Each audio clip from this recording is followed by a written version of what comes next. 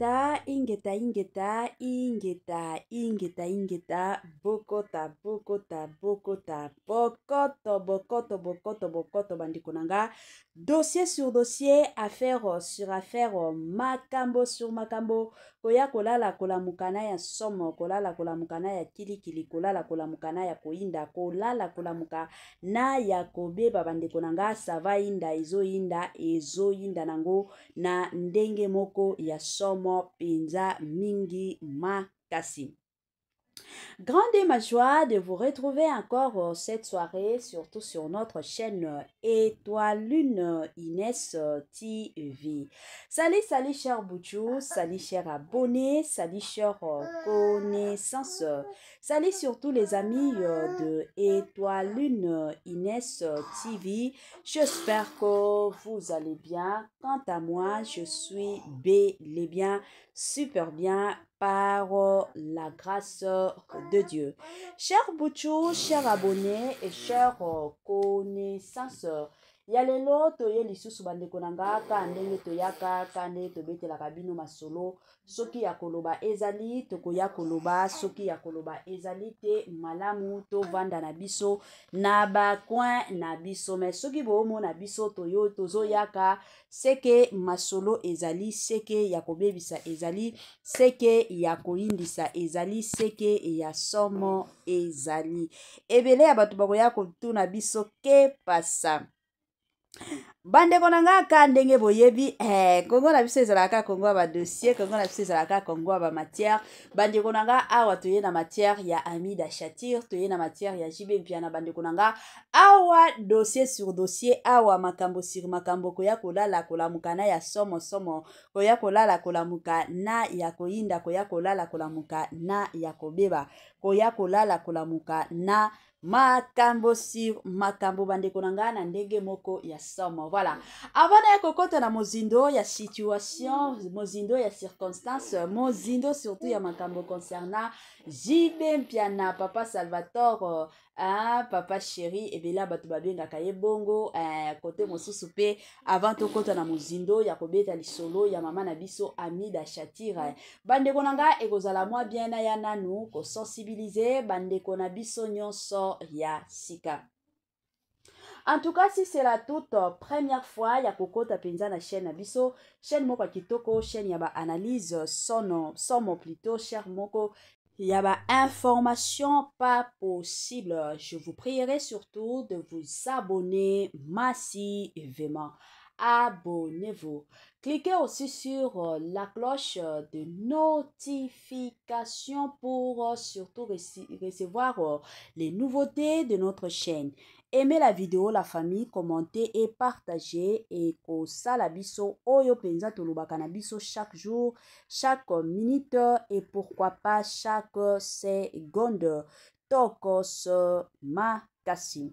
Bambote nanga na yemoko linda bukulu ya balinda, bambote na madame Gracia Mpoi, na pesi bambote na mama Lisi Mpito ya balisi, bambote nanga na mama chérie, mama d'amour, mama Eugénie Zemanga, na pesi bambote na Franesse NM, Franciel NM et pourquoi pas leur tonton national, tonton Amos Kazadi et sans oublier madame Nazo Kazadi na système pe na ndenge moko ya kitoko. Voilà.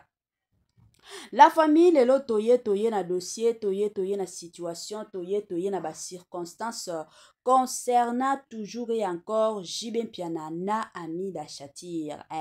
Motu nezalaka kaka bato ebele bazalaka kaka na posa koyeba est-ce que chance ezali penza ya Amida Shatir na JB Mpiana baya kozongana wana ezalaka kaka motuna ya bato ka ndenge na yebisaka bino.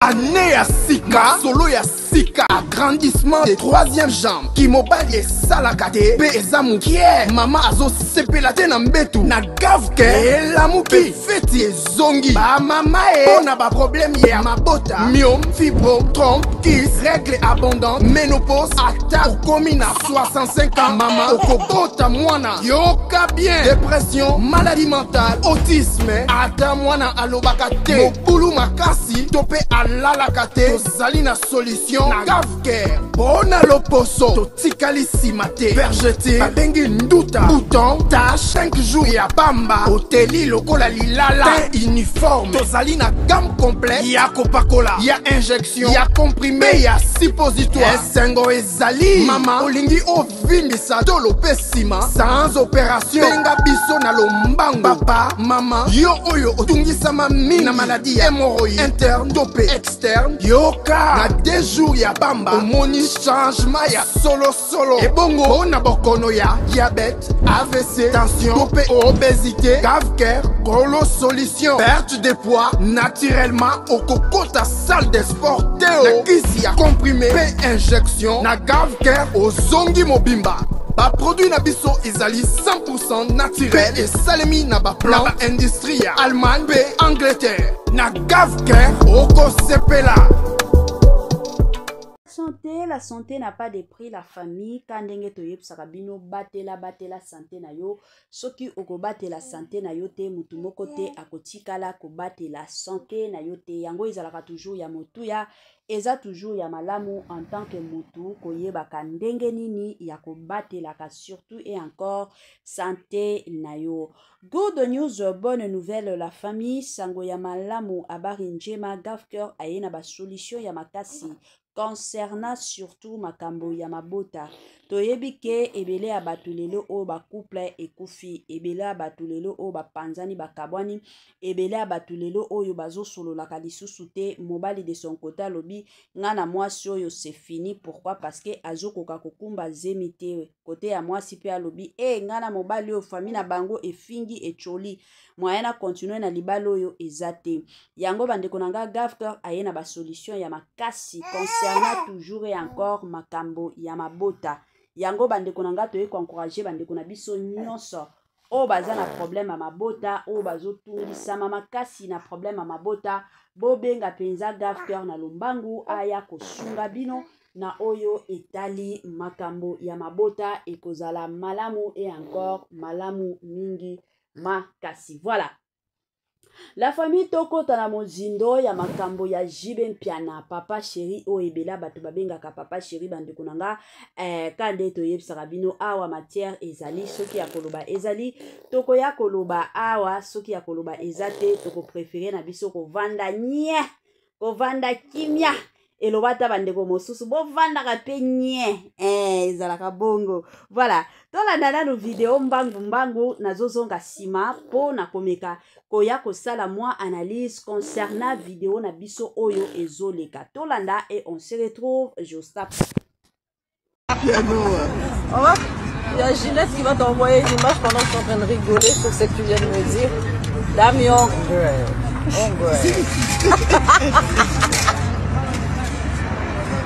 Anakindoki Junior, je te dis. Il y a Ginette qui va t'envoyer une image pendant que tu es en train de rigoler sur ce que tu viens de me dire. Damien,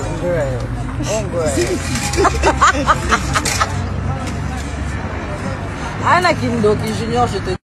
Il y a Ginette qui va t'envoyer une image pendant que tu es en train de rigoler sur ce que tu viens de me dire. Damien,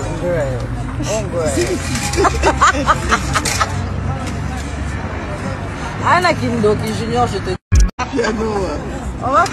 Il y a Ginette qui va t'envoyer une image pendant que tu es en train de rigoler sur ce que tu viens de me dire. Damien,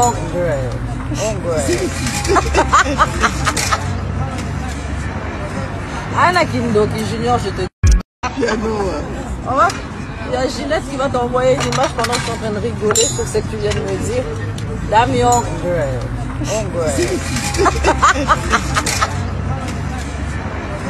Anakindoki Junior, je te dis. Il y a Ginette qui va t'envoyer une image pendant que tu es en train de rigoler sur ce que tu viens de me dire. Damien,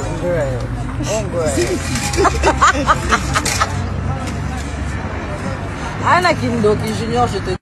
Il y a Ginette qui va t'envoyer une image pendant que tu es en train de rigoler sur ce que tu viens de me dire. Damien,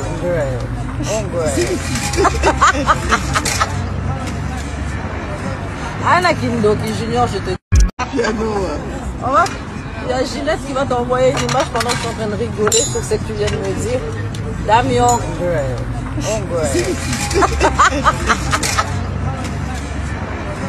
Anna Kindoki Junior, je te... Voilà, de retour, la famille Nabandi Ebele Abatuto Kolanda. Ebele Abatuto Komona vidéo Yami da Shatir na Junior Piana. Bani konanga très joyeuse Amida Shatir, azo sekanaye, azo sepela pembeni ya mwana na ye kandenge zalaka.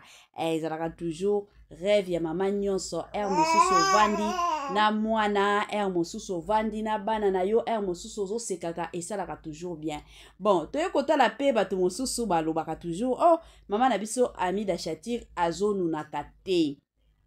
Azakaka. Soko tali talaka na vidéo oyo tali mama na biso Amida Shatir. Je m'excuse bande konanga okoki kondima te hein. Kande tolobake okoki kondima te ke non. Mama oyo penza asia atkota kota ba mabala. Bon, de l'autre côté pe abalaki na ajamuke, ce qui est aussi normal. Alors, makambo nini oyo Étoile Nines TV lelo amemeli bino lelo oyo concernant surtout et encore Amida Shatir na JB Piana. Namoni batu ebele batindela kinga video oyo balobi mama Étoile yo nanu mekana nuko sala analyse na yo. Omoni te no Amida Shatir na JB Piana il fallait kaka bavanda kabisika moko bazala kaka ensemble ba bokola bana na bango tala ndenge babotaki bana moko kitoko wapi. La famille. Boyebi ke bino pe bolukaka ba problème bolukaka penza makambo. Nalobaka toujours na ibsaka bino toujours et encore que na libala soki boyokani ezate malamu boka bwana. Koyokana ezala kaka toyokana na makambo moko te non. Soki peut-être na makambo tozo yokana te oyo toyokana oyo toyokana te oyo toyokana tokoki kovanda sur 100%. Soki ata tokoyokana na 80% ya ba problème na biso 20% wana c'est tout à fait normal. Batu nyonso bazalaka parfait te. Ce qui est normal. Mais soki ovandi na libala 20% nde o boyokana 80% boyokana te wana eza lisusu libala te. Wana ekomi makambo mosusu yango d'ailleurs ba libala bongo to encourageaka toujours batu ke non ekozala malamu mutu asala zela na ye. Soki toye komona lelo JB Piana tomoni mama na biso Amida Shatir. Soki totali Amida Shatir na kotala ye ka boye aza na ye erezi. Bomoni mutu oyo azalaka erezi te amuna naka. Omona ye ata de loi ke oyo aza erezi te aza erete. Azo forcer na ye kaka makambo. Mais mutu oyo azalaka penza ere to erezi amona naka kaka de près ou de loin okomona kaka non mutu oyo penza te. Aza na ye bien. Eza bongo. Koka bwana ya JB Piana na Amida Shatir. Bango moko bazalaki na ta wana bavandaki na bango baboti bana na bango me bamoni ke ezo simba nango te. Eza babilo mosusu surtout na cadre bolingo ba forçaka te. Bolingo il faut ezala naturel. Soki komi bolingo moko ya ko forcer ezala ka lisusu bien te. Ngana konsiaka toujours batu. Soki bovandi na ndako mabala bolingo il faut ezala naturel. Soki komi bolingo ko forcer eza bien te. Bozomi baby sabino moko yango bomonaka à un moment donné omoni mwasi akomi kolinga libanda to mobali akomi kolinga libanda. Pourquoi? Parce que aye ko sentir que non bolingo na ye ezalaki peut-être forcé et pas na yo bolingo na yo ezalaki peut-être forcé et pas na ye ezalaka bongo. Soki Amida Shatir amoni ke et pas ya papa na biso Vital Kamerhe avandi na ye kitoko. Problème eza wapi? C'est tout à fait normal avanda kana bana na ye aseka kana bana na ye eza bongo. Eza teke non pour que ozala ere to erezi faut kaka ovanda na mutu kingandi te. Kobota bana kitoko oui bien sûr mais soki na libala wana oza erete oza ereste ata soki boboti bana kitoko ndenge nini ekozalela yoka pasi pe mawa. Tandis que soki oza na libala ata soki boboti na bana bien te mais oza na libala ozo se sentir penza aimé ka jole okomona ke non awa penza epa eza epa nanga na vandi nanga na kimia nyonso na vandi nanga na pete nyonso.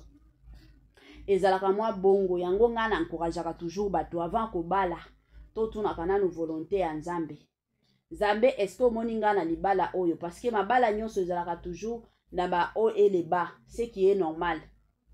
Mabala nyonso ezalaka toujours na ba haut et na ba bas. Eza na libala moko te oyo tokoki koloba keno o yangai nde suka na libala nde suka ina te.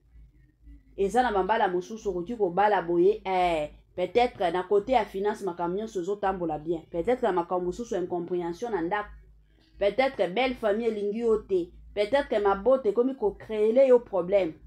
Donc ezalaka ba challenge moko ya libala. Alors yango nga na encourageaka toujours bato bosambelaka volonté ya Nzambe, parce que soki bosambeli volonté ya Nzambe tokozala na patience ya koyeba kosupporter. Ata soki musala mobali ekufi lelo, soki ezalaki volonté ya Nzambe, yo mwasi okozala patiente oloba awo na supporter mobali nanga malgré musala ekufi tokovanda. Mais soki patience eza te, soki volonté ya Nzambe plutôt etikala kozala te, yango bomonaka bato mosusu mobali kaka kokufela mosala c'est fini, mwasi pe akomi na ye kokendaka libanda, mwasi pe akomi pe kosala nini kolingaka libanda, ezalaka toujours bongo. Yango kaka ba conseil oyo nga na lingaka toujours kopesa batu, ba conseil oyo nga na préféraka toujours koya nango epai abandeko na biso oyo surtout balandaka chaîne na biso ya Étoiline Ines TV. Kotala pe JB Mpiana pe de son côté azomonana na ye aza na ye bien, azalaka na ye ire. Ata soki lelo oyo aboya na ye ko officialiser ko bala. Bon, mutu na mutu ayebi. Eza na batu mosusu soki a divorcé après une semaine, après 2 mois, aki na ye ko bala. Eza na batu mosusu après divorce bazwaka temps. Batu mosusu pe peut-être babosana kana ko bosana. Omona penza abosani na ye makambo ko bala. Alobi penza moi plus jamais. Na kotikala lisusu ko bala te. Na kotikala na ngati lisusu ko bala te. Batu mosusu bazalaka bongo. Donc eza selon choc oye moko azwa, selon expérience oyo ye moko azwa tango azalaki na mama na biso abinda chatir to yebaka te nini esalaka ke JB Mpiana de son côté lelo oyo alingaka na ye kobala te. Mais kobala te ya JB Mpiana ezosala na yo ba scandale te na Congo na biso, parce que tomona batu mosusu mona boye azobala te ba chéri partout boya bomona oh yango wana mutashi na ye bimi libanda yango wana emataki ekitaki ya JB Mpiana bokotikala komona ngo te. Pourquoi? Parce que azalaka moko ya ba musicien oyo amipesaka respect, azalaka na sagesse ya makasi, aza na maturité moko na ndenge moko ya kosakana te. Batu oyo bamipesaka respect, batu oyo bayebaka ndenge nini na kose respectaka, en tout cas bazalaka na bango na problème te. Ba oyo tobangelaka eza batu oyo bazalaka bato buzoba, oyebi ke oyo penza soki a divorcé ka lelo c'est fini, ya ye nyonso banda kobimaka na poisa. Mais côté ya papa na biso JB Mpiana en tout cas azalaka na temps wana te, ayebi ke ndenge azaboye azana bana na ye obasi bakola.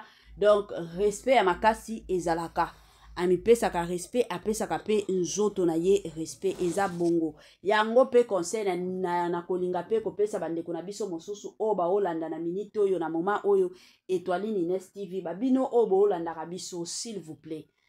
Soki ondimi ko divorcer lelo, soit soki omoni ke ekosimba pona yo ozongela kobala malamu obala, mais soki omoni ke ekosimba te, en tout cas ekozala malamu bo pesaka banzoto na bino respect.